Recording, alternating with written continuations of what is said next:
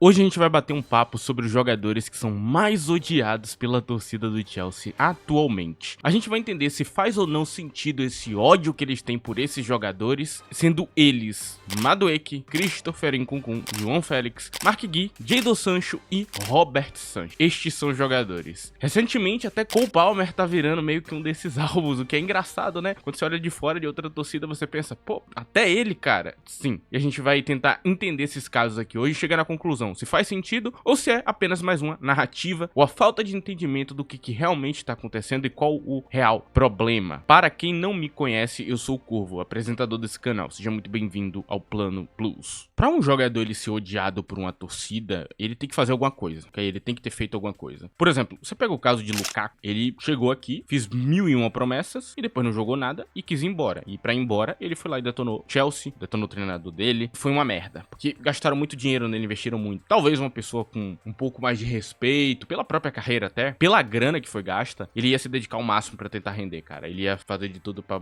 Não, a galera botou fé em mim, eu vou fazer acontecer. Não importa o quanto eu falho, eu vou tentar acontecer. Um jogador melhor faria isso, né? Mas uma pessoa que nem o Lukaku, é pedir demais dele, né? O comportamento dele a carreira inteira foi desse jeito aí, né? Nunca respeitou nada, então não seria diferente aqui, né? Então é um cara que ele é odiado pela torcida de maneira justa. Ele buscou esse ódio da torcida com ele. Tem outros jogadores que nem tanto, né? Às vezes o jogador só não deu certo, como por exemplo o caso de Kepa, que ele é odiado muito pela torcida. Mas você entende, o torcedor perdeu a paciência com ele há anos atrás, que talvez ele deveria ter ido embora, né? Talvez ele deveria ter saído do clube, mas ele quis ficar, buscar a posição dele e ele nunca conseguiu. E no momento que ele começou a jogar minimamente bem, ele foi embora.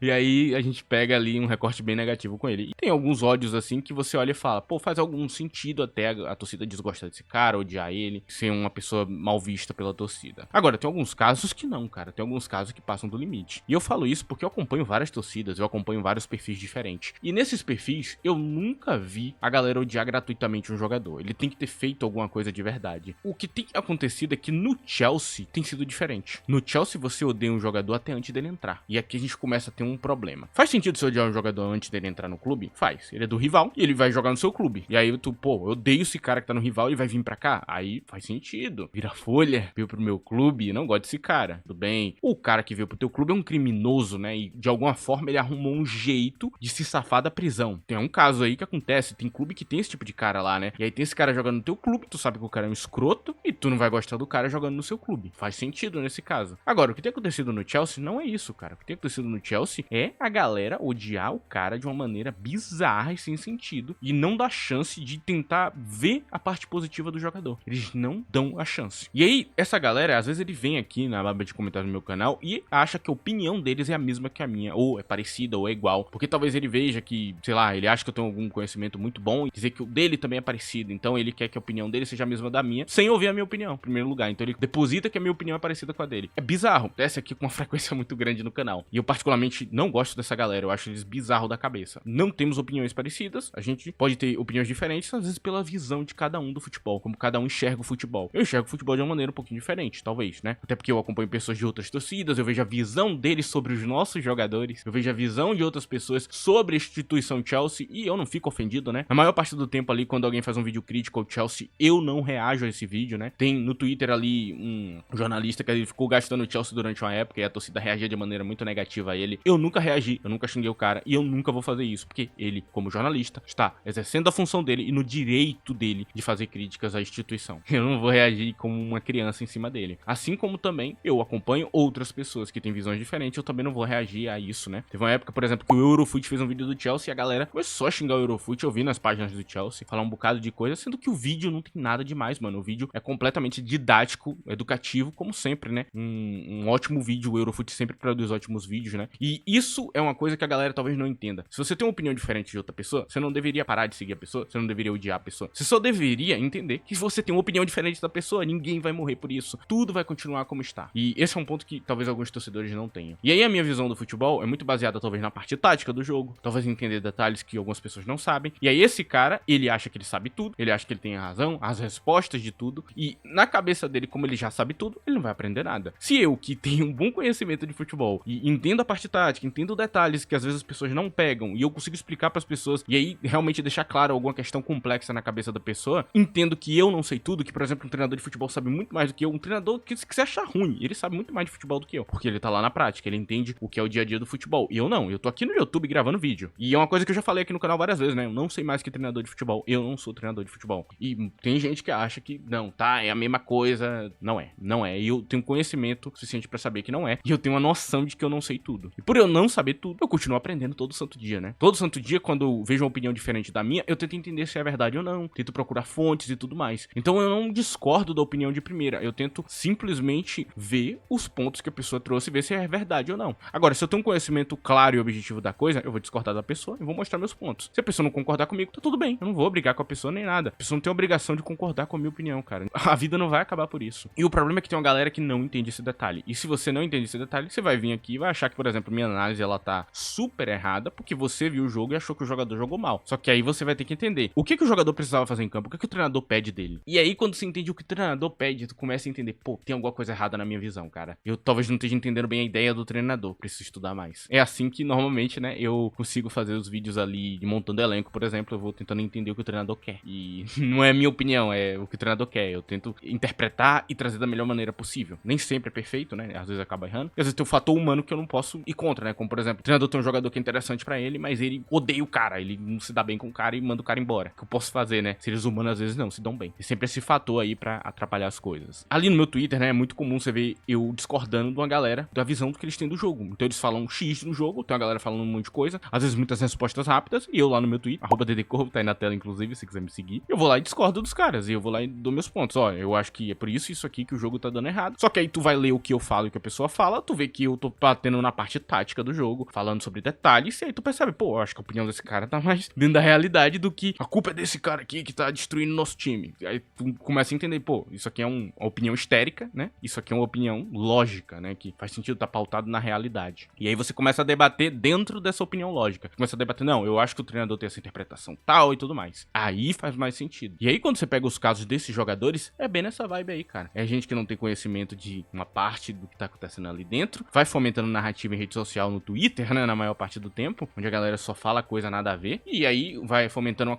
coisa, cada um tem uma visão, e aí daqui a pouco uma mentira se torna verdade, né? Um cara começa a fomentar um bagulho que não tá pautado na realidade, e todo mundo começa a acreditar no cara que, no final das contas, não sabe do que ele tá falando. Um cara que, às vezes, ele fala como se ele estivesse dentro do clube. Só que aí tu vai olhar, o cara mora em São Paulo. Como é que ele estaria lá em Londres, dentro do clube? Porque ele fala coisas, assim, tão absurdas, que parece que ele tá lá dentro, mano. Parece que ele sabe o que tá acontecendo lá dentro. Ele não sabe. Ele só tá falando o que ele acha, o que ele pensa. Só que o que você pensa e o que é realidade é algo completamente diferente. É o que eu falo das estatísticas aqui, cara. Eu acho que tal fulano de tal cruza bem. Eu vou olhar lá, tá com 5% de taxa de cruzamento. Ele erra 95% dos cruzamentos. Ele cruza bem? Não. Mas eu achava que era. E aí você estuda e vê se na prática a sua visão tá certa ou errada. Então, entendendo tudo isso, a gente vai pra cada caso agora. Primeiro caso, o caso Madueke. Noni Madueke é um jogador que veio do PSV, era um destaque ali daquele time. Era um jogador que tinha muitos defeitos, finalizava muito mal, tomada de decisão e o texto final dele era bem questionável, assim, ele acabava muito mal as jogadas, fazia uns passes ruins. Era um jogador meio problemático, mas tinha muito talento, né? Driblava muito, muito forte, muito rápido. Então você via, pô, um potencial grande. E junto com ele veio o Mudryk, né? E a galera queria muito que o Mudryk desse certo. Muito. Mudryk foi defendido de maneira absurda, assim. Eu juro, eu nunca vi um jogador ter tanto pano passado quanto o Mudryk. E Mudryk jogou muito mal, cara. Muito mal. Não teve um momento de Mudryk, de todo o período dele do Chelsea, que ele teve bem. O melhor momento dele foi jogando na Conference League, que, de novo, a liga tem um nível mais baixo. É normal que ele se destaque. Se ele jogasse mal ali, cara, pode vender, mano. Amanhã tu vende. Amanhã tu vende. Pode tirar do time. É o caso de Nkunku, por exemplo. Tá jogando mal na Conference. Pode vender amanhã, cara. Que tem alguma coisa errada aí acontecendo. E Mudryk é esse cara, tá ligado? Porque ele é um jogador que não conseguiu render. E a galera pegou, cobrou Madueke. E aí é a parte que mais me assusta. Porque em vez da galera tá cobrando o jogador que foi caro, eles estão cobrando o outro jogador. Claro que tem uma questão de aparência, né? Mudryk é um garoto loirinho, tudo mais, bonitinho. As garotas acham ele bonito, tudo mais. Madueke é um jogador que a galera diz que é feio. Eu, particularmente, não acho ele feio, ok? Eu acho ele bonito até. E tem uma galera que vai olhar pra aparência dele e vai julgar ele como um jogador, cara. E basicamente é isso, eles não vão gostar dele. Eu vejo a galera falando que ele é arrogante e tudo mais, e não me soa nem um pouco arrogante, cara. Assim, tipo, ele é um jogador que, mano, tem marra e tudo mais. Confiança, muitas das vezes, né? Porque é um jogador que se dedica e treina muito. E a galera diz que ele é arrogante, cara. É um negócio assim que eu não entendo. Porque não faz sentido. Um jogador custou mais, o outro custou menos. Um desses jogadores que custou menos entregou muito mais até aqui e não para de evoluir. E é um jogador extremamente dedicado em campo. Uma coisa que você pode falar, que você quiser. A dedicação desse cara não tá em dúvida. Ele é muito dedicado. E ainda assim, ele é o jogador odiado aqui da lista. E tem muitos outros, né? O caso Pedro Neto, por exemplo. Foi caro e não entrega nada, tá ligado? Tipo, era pra ser o jogador que é substituir Sterling, né? Que era pra ser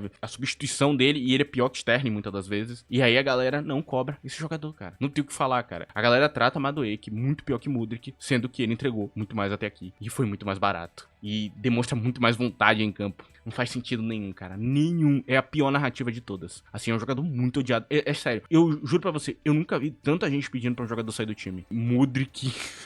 Por outro lado, sempre tem alguém falando, não, eu acho que na próxima temporada ele vai sair bem. Sempre tem um cara, não, tem que dar mais chance pra ele. É, tem que dar mais chance, mano. É isso mesmo. Faz nenhum sentido, cara, nenhum. Aí nós temos o caso João Félix e Sancho, né? Que é um caso bem feio, né? É o pior de todos pra mim. Porque é uma galera que, desde antes deles entrar, eles odeiam o cara. Os dois, assim, eles são odiados pra caramba. E não faz nenhum sentido. Nenhum sentido. Eles não acompanhavam os jogadores, só tinham aquela visão de rede social, aquelas narrativas, né? Que eles eram jogadores horríveis e tudo mais. O que não era o caso, de jeito nenhum, né? Inclusive, Sancho, ele só tem uma temporada ruim na carreira. Só tem uma temporada dele que é ruim. E deixa aí na tela, inclusive, estatística, né? Mostrar pra você a temporada que ele foi abaixo. E, de novo, quando você performa mal na temporada, as estatísticas amostram, ok? Não existe você performa mal numa temporada se as estatísticas estarem boas. Não existe. Esse mundo não existe. Como também o time que é campeão de um campeonato não tem estatística ruim. As estatísticas são sempre as melhores. Só pra deixar isso aqui bem claro, que muita gente não entende esse detalhe, mas é muito importante de entender. E aí sempre tem algumas narrativas ali em Sancho falando, por exemplo, ele não dribla bem. Aí tu vai olhar, cara, ele dribla mais na Premier League e no cenário de Champions, às vezes, que na Bundesliga. Então, ele não dribla bem, mas ele tá driblando mesmo tanto ou até mais. Não entendi. Porque na Premier League os marcadores são melhores, ele sofre. Não parece o caso, ok? Tanto no Manchester quanto no Chelsea, a parte criativa dele é incrível. Assim, tipo, ele consegue criar em cima de 2, 3 jogadores. Não, mas...